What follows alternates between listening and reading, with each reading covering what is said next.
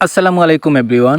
আজকে আমি হোয়াটসঅ্যাপের একটি গুরুত্বপূর্ণ টিপস শেয়ার করব, যেটি হচ্ছে আমরা অনেক সময় প্রিয় মানুষ বা অন্য কেউ মেসেজটি ডিলিট করে দেয়, আমরা সেটি দেখতে পারি না।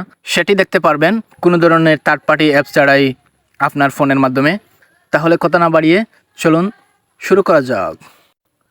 ভিডিওটি শুরু করার আগে একটা রিকোয়েস্ট, আপনি যদি আমাদের চ্যানেলে নতুন দর্শক হয়ে থাকেন তাহলে চ্যানেলটি সাবস্ক্রাইব করে পাশে থাকা বেল আইকনটি অন করে দিবেন, যাতে পরবর্তীতে ভিডিও আপলোড হওয়া মাত্র আপনাদের কাছে পৌঁছে যায়। এবং পেজ থেকে দেখে থাকলে পেজটি ফলো করে পাশে থাকবেন। আমি মোবাইল স্ক্রিনে চলে যাচ্ছি। প্রথমে আমি অন্য একটি হোয়াটসঅ্যাপ থেকে মেসেজ করছি। দেখুন মেসেজটি চলে আসছে এবং আমি মেসেজটি ডিলিট করে দেব।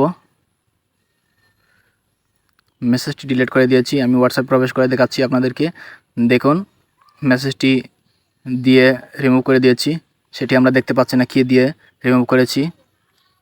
তাহলে চলুন দেখে নিই সেটি কিভাবে দেখা যায়। এখান থেকে বের হয়ে চলে যাচ্ছি আমি ফোনের সেটিং অপশনে যাওয়ার পরে দেখতে পাবেন নোটিফিকেশন অ্যান্ড স্ট্যাটাস বার, সেটাতে ক্লিক করে দেব। তারপরে ম্যানেজ নোটিফিকেশন, সেটাতে ক্লিক করে দেব। তারপরে মোর অপশন দেখতে পাবেন, সেখানে ক্লিক করে দেব। নোটিফিকেশন হিস্টোরি, সেটাতে ক্লিক করে দেব।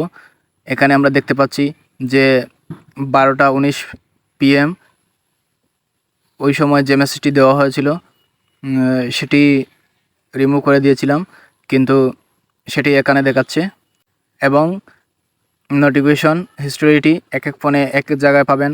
সেটি যদি খুঁজে না পান তাহলে সেটিংয়ে প্রবেশ করে উপরে সার্চ বার দেখতে পাবেন, সেখানে লিখে দিবেন notification history, NOTIFICATIONHISTORY notification history লিখে সার্চ করলে চলে আসবে।